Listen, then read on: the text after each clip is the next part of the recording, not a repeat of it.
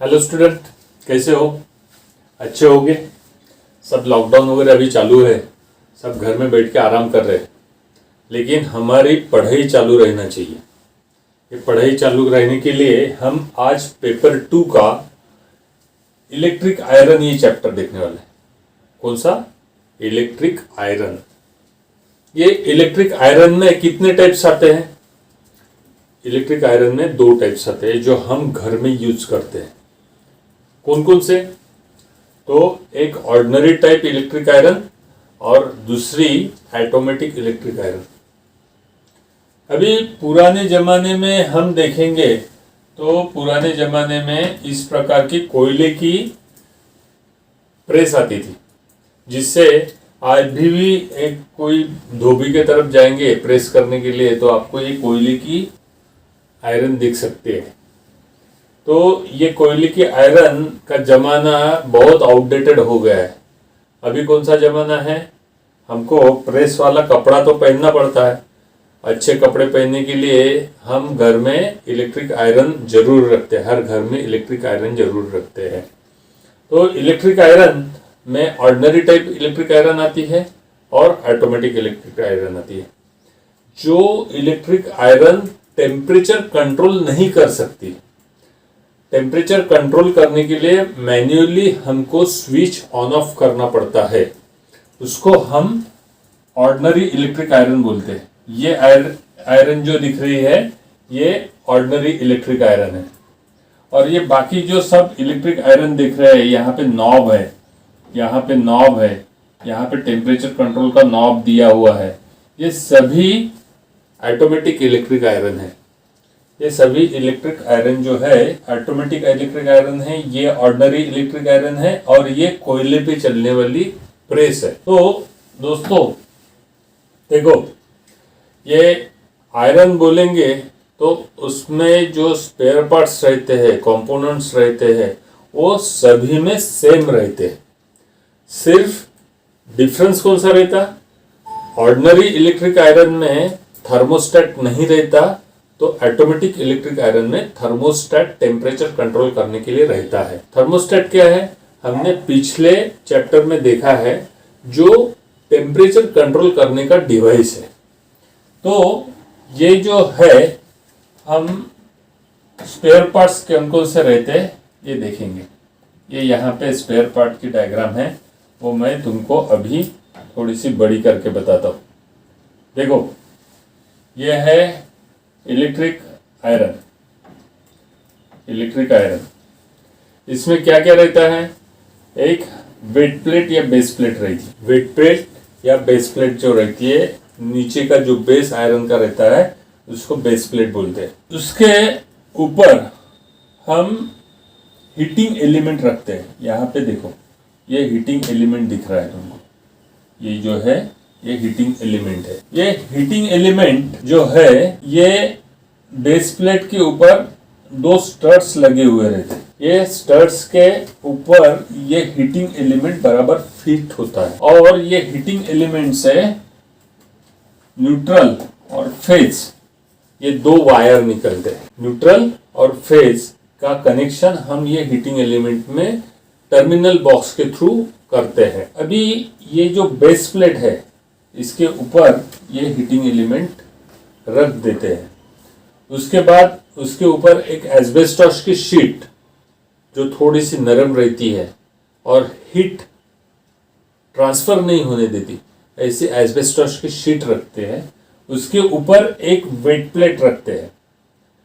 Wait plate रखते हैं जो एक लोहे का टुकड़ा रहता है और वो बराबर प्रेस करता है, और ये असेंबली फिर नट बोल्ट से इस स्टड के ऊपर हम टाइट कर देते हैं। ये असेंबली फिट होने के बाद यहाँ पे ये एक कवर लगाते हैं और एक हैंडल लगाते हैं। तो ये कवर और हैंडल फिटिंग होने के बाद स्टड्स के ऊपर नट बोल्टिंग कसने के बाद ये हमारी इलेक्ट्रिक आयरन तैयार हो जाए। तो इस प्रकार से इसका कंस्ट्रक्शनल डिटेल्स हमने देखे। अभी हम देखते हैं ऑटोमेटिक और ऑर्डिनरी टाइप इलेक्ट्रिक आयरन में डिफरेंस क्या रहता है। तो दोस्तों, ऑटोमेटिक इलेक्ट्रिक आयरन में थर्मोस्टेट रहता है।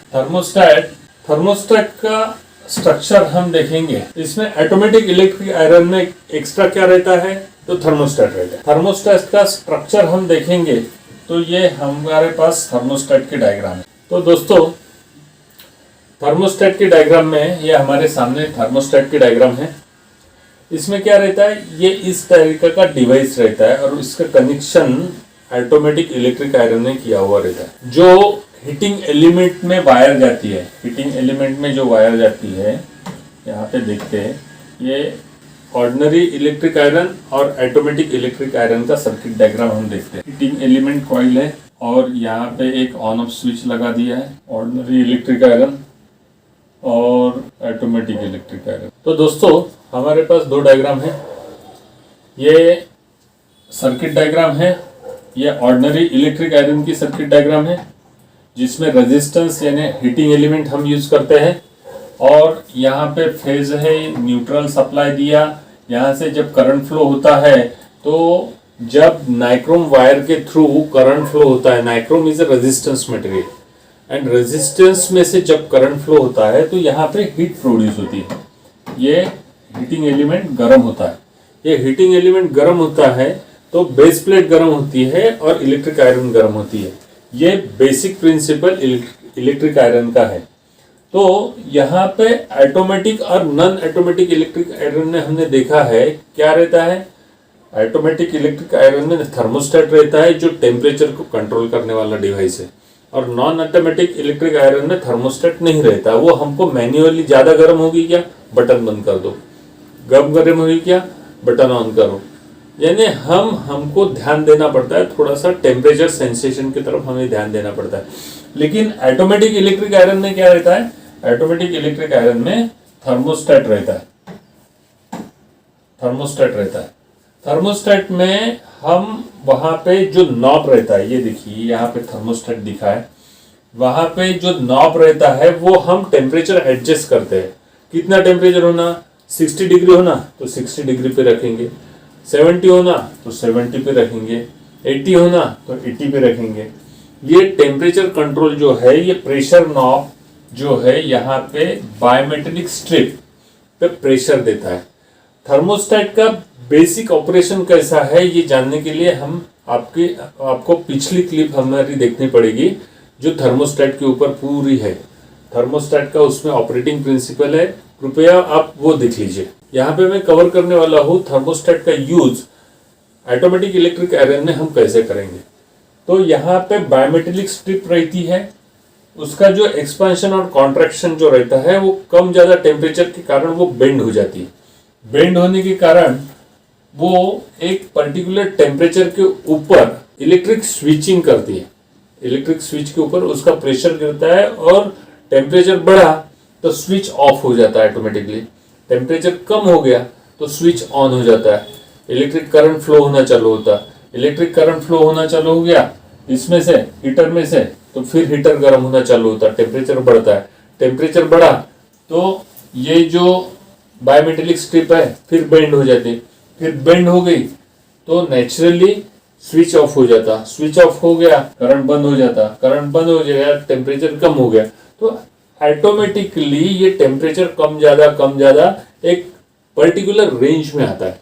हमको 40 से 60 डिग्री होना, 50 से 70 डिग्री होना, ये सब हम कंट्रोल कर सकते हैं। तो इस प्रकार से थर्मोस्टेट डिवाइस ये ऑटोमेटिक इलेक्ट्रिक आयरन में एक्स्ट्रा कंपोनेंट रहता है जो ऑर्डिनरी इलेक्ट्रिक आयरन में नहीं रहता। देखिए यहाँ पे ये इलेक्ट्रिक आयरन के अलग अलग टाइप्स हमने देखे।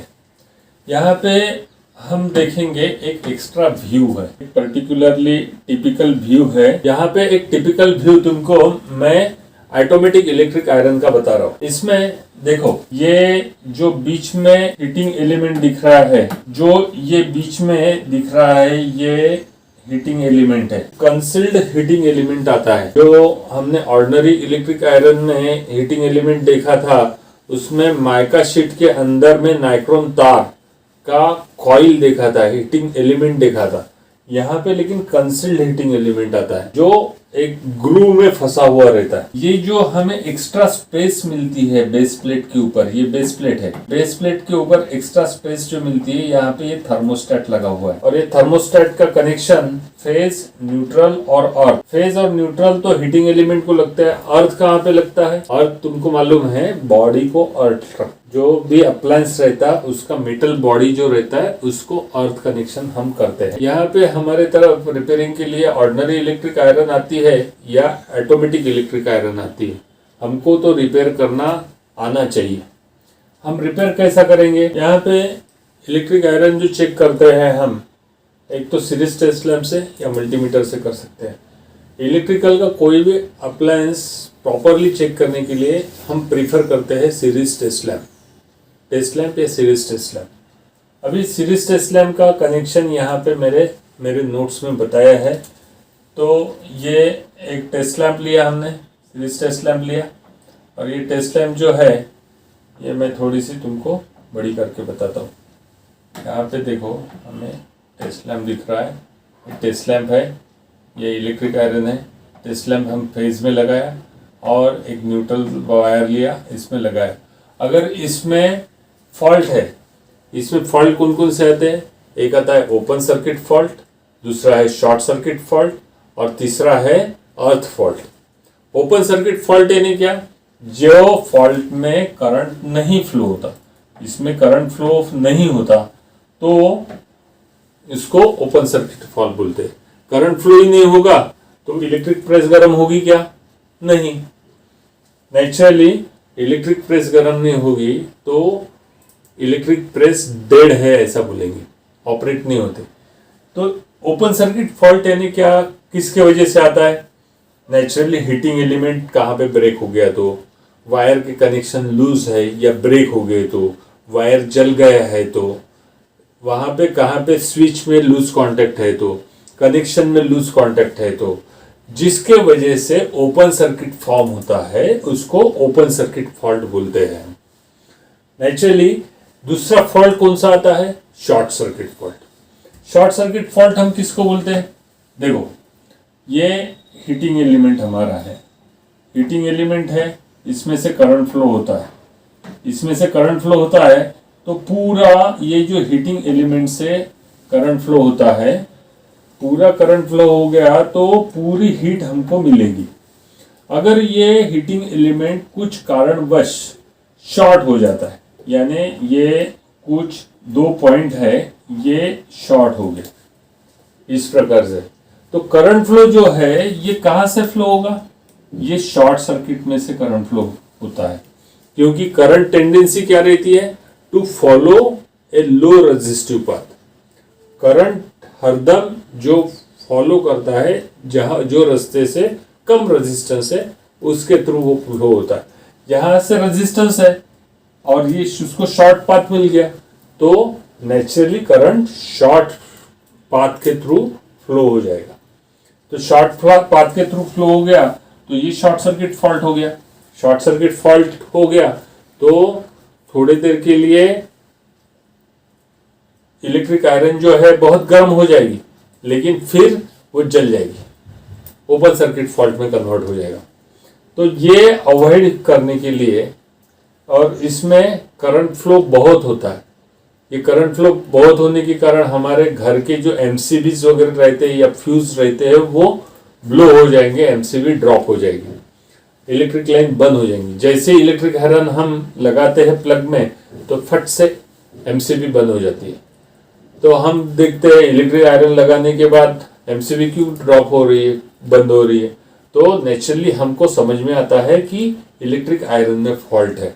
इलेक्ट्रिक आयरन को हम चेक करेंगे तो वहां पे हम देखेंगे एक तो हीटिंग एलिमेंट शॉर्ट हो सकता है, नहीं तो 2 वायर फेज और न्यूट्रल जो है ये आपस में टच हो जाएंगे, नहीं तो फेज और न्यूट्रल जो वायर रहती है जल गया, उसका इंसुलेशन ब्रेक हो गया, एक में को टच हो गया, तो नेचुरली शॉर्ट सर्किट फॉर्म होता है। और शॉर्ट सर्किट के वजह से इलेक्ट्रिक कनेक्शन खराब हो सकते हैं, वायरिंग सिस्टम हमारी खराब हो सकती है। ये नहीं होना चाहिए करके हम हमारे घर में एमसीबी लगी हुई रहती है। पुराने ज़माने में फ्यूज़ किटकैट सॉकेट लगा हुआ रहता था, लेकिन यहाँ पे हमारे घर में अभी आजकल MCBs आई है। तो ये हो गया शॉर्ट सर्किट फॉल्ट। अब ये अर्थ फॉल्ट क्या रहता है? पहला हो गया ओपन सर्किट फॉल्ट, दूसरा हो गया शॉर्ट सर्किट फॉल्ट, तीसरा कौन सा फॉल्ट है?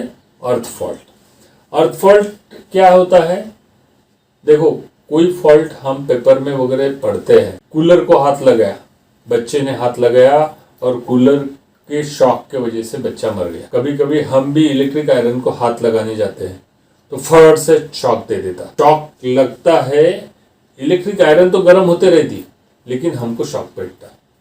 उसकी इंटेंसिटी कम ज़्यादा रह सकती है, सेंसेशन कम ज़्यादा रह सकता है, लेकिन शॉक बैठ सकता है। ये शॉक जो बैठने वाला फॉल्ट है, शॉक जो बैठने वाला फॉल्ट है, उसको हम अर्थ फॉल्ट बोलते हैं। तो ये जो अर्थ फॉल्ट है वो क्यों आता है? तो देखो, फेज वायर जो रहता है, यहाँ पे जो फेज वायर अंदर में रहता है, ये कुछ कारणवश बॉडी को टच होता है। अभी इलेक्ट्रिक आयरन की जो बॉडी रहती है वो मेटल बॉडी रहती है। मेटल बॉडी रहती है तो वो बॉडी को अगर टच हो जाता तो नेचुरली यहाँ पे फेज मेटल बॉडी में आ जाएगा, और जैसे ही हम उसको टच करेंगे तो हमारे बॉडी के थ्रू उसको अर्थ मिल जाता है, तो हमको शॉक बैठता है। तो ये मेटल बॉडी में करंट क्यों होता है? तो ये यहाँ पे जो तीसरा वायर लगा हुआ रहता अर्थ के लिए, 3 कोर वायर रहता है। इलेक्ट्रिक आयरन को 3 कोर वायर लगा हुआ रहता है। एक वायर कौन सा रहता है? फेज। दूसरा वायर कौन सा रहता है? न्यूट्रल। और तीसरा वायर कौन सा रहता है? अर्थ।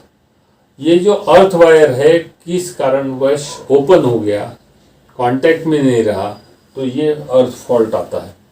करके घर का अर्थिंग बहुत सेफ और अच्छे क्वालिटी का रहना चाहिए, तो ये अर्थ फॉल्ट से हम बचेंगे। तो ये मोस्टली 3 फॉल्ट आते हैं। एक ओपन सर्किट फॉल्ट आता है, दूसरा शॉर्ट सर्किट फॉल्ट आता है, तीसरा अर्थ फॉल्ट आता है। कभी कभी पार्शली शॉर्ट सर्किट फॉल्ट भी आता है। तो ये टेस्टिंग जो रहती है हम टेस्ट लैम्प से कर सकते हैं, या सीरीज टेस्ट लैम्प से कर सकते हैं, या मल्टीमीटर से भी कर सकते हैं। जो भी फॉल्ट है वो ध्यान में आ गया, उसको नट बोल्ट ओपन कर दिए और सेफली वो फॉल्ट रिमूव कर दिया, रिपेयर कर दिया। हमको रिपेयर करने के और अच्छे मैकेनिक होने के अच्छे पैसे मिल सकते हैं। तो आज हम यहीं पे स्टॉप हो जाएंगे। आज हमने क्या देखा? ऑर्डिनरी इलेक्ट्रिक आयरन और ऑटोमेटिक इलेक्ट्रिक आयरन।